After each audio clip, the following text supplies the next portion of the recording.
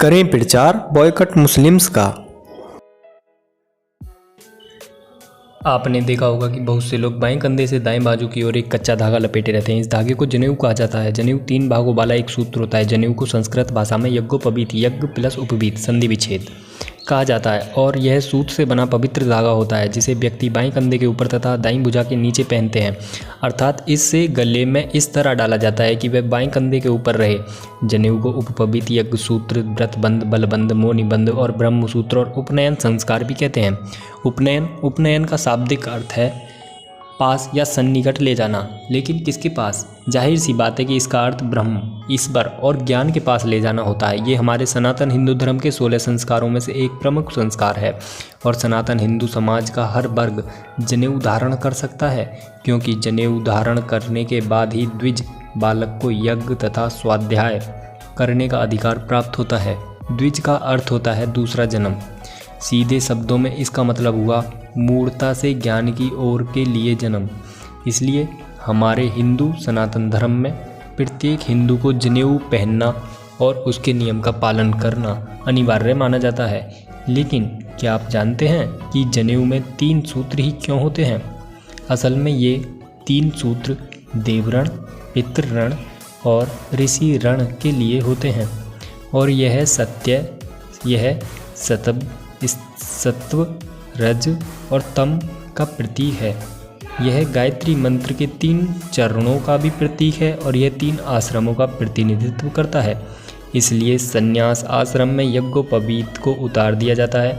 इसी तरह यज्ञोपवीत के एक एक तार में 3 तार होते हैं तथा इस तरह कुल तारों की संख्या 9 होती है, जिसमें 1 मुख, 2 नासिका, 2 आँख, 2 कान, मल और मूत्र के 2 द्वार मिलाकर कुल 9 होते हैं। साथ ही साथ यज्ञोपवीत में 5 गांठें लगाई जाती हैं जो ब्रह्म, धर्म, अर्थ, काम और मोक्ष का प्रतीक है एवं यह 5 यज्ञों, 5 ज्ञानेंद्रियों और 5 कर्मों का भी प्रतिनिधित्व करता है।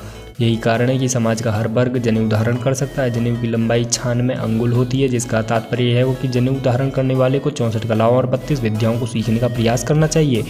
ध्यान रखने योग्य बात यह है कि 4 वेद, 4 उपवेद, 6 अंग, 6 दर्शन, 3 सूत्र ग्रंथ, 9 अरण्यक मिलाकर कुल 32 विद्याएं होती हैं एवं 64 कलाओं में वास्तु निर्माण, व्यंजन कला, चित्रकारी, साहित्य कला, दस्तकारी, भाषा, यंत्र निर्माण, सिलाई, कढ़ाई, बुनाई, दस्तकारी, आभूषण निर्माण, कृषि ज्ञान आदि आते हैं। अगर हम जनेऊ के नियम की बात करें तो यज्ञोपवीत को मलमूत्र विसर्जन के पूर्व दाहिने कान पर चढ़ा लेना चाहिए और हाथ स्वच्छ करके ही उतारना चाहिए।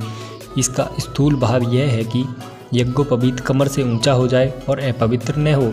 साथ ही इसी बहाने सनातनी हिंदू को अपने व्रतशीलता के संकल्प का ध्यान बार बार दिलाया जाए और यदि यज्ञोपवीत का कोई तार टूट जाए या 6 माह से अधिक समय हो जाए तो उसे बदल देना चाहिए, क्योंकि खंडित यज्ञोपवीत शरीर पर नहीं रखा जाता है। साथ ही धागे कच्चे और गंदे होने लगें तो उसे पहले ही बदल देना उचित है। इसके अलावा जन्म मरण के सूतक के बाद इसे बदल देने की परंपरा है और महिलाओं को हर मासिक धर्म के बाद जनेऊ को बदल देना चाहिए। ये तो हो गए हमारे यज्ञोपवीत के आध्यात्मिक कारण, लेकिन जब हम यज्ञोपवीत के वैज्ञानिक कारण को जानते हैं तो सहसा ही हमें अपने पूर्वजों के ज्ञान एवं अपनी परंपराओं पर गर्व होता है। चिकित्सा विज्ञान के अनुसार दाएं कान की नस अन्नकोश और गुप्तेंद्रियों से जुड़ी होती है एवं मूत्र विसर्जन के समय दाएं कान पर जनेऊ लपेटने से शुक्राणुओं की रक्षा होती है। आधुनिक वैज्ञानिकों के अनुसार भी बार बार बुरे स्वप्न आने की स्थिति में जनेऊ धारण करने से इस समस्या से मुक्ति मिल जाती है। साथ ही कान में जनेऊ लपेटने से मनुष्य में सूर्य नाड़ी का जागरण होता है। सिर्फ इतना ही नहीं बल्कि कान पर जनेऊ लपेटने से पेट संबंधी रोग एवं रक्तचाप की समस्या से भी बचाव होता है। माना जाता है कि शरीर के पृष्ठभाग में पीठ पर जाने वाली एक प्राकृतिक रेखा है जो विद्युत प्रवाह की तरह काम करती है और यह रेखा दाएं कंधे से लेकर कमर तक स्थित है। इसलिए जनेऊ धारण करने से विद्युत प्रवाह नियंत्रण रहता है, जिससे काम क्रोध पर नियंत्रण रखने में आसानी होती है। इस तरह जनेऊ के रूप में हमारे पूर्वजों ने अध्यात्म और वैज्ञानिकता का अद्भुत संगम दिया। और आश्चर्य की बात तो यह है कि जिस समय ये तथाकथित रूप से अति विकसित पाश्चात्य सभ्यता के पूर्वज जंगलों में नंग धड़ंग रहते थे एवं कंद मूल खाते थे, उस समय भी हमारे पूर्वजों को एक्यूप्रेशर का पूर्ण ज्ञान था और वे परंपराओं के माध्यम से उसे जन जन तक पहुंचा रहे थे ताकि हर एक जन सामान्य उस ज्ञान का लाभ उठा सके। जय महाकाल। नोट: जनेऊ हिंदू सनातन धर्म का हर व्यक्ति और महिला पहन सकती है, बशर्ते कि वो इससे जुड़े नियमों का पालन करे। अतः कुछ ना कर सको तो मजहबियों का आर्थिक बहिष्कार जरूर कीजिए मेरे हिंदू भाइयों और बदला लेना सीखिए। जय श्री राम।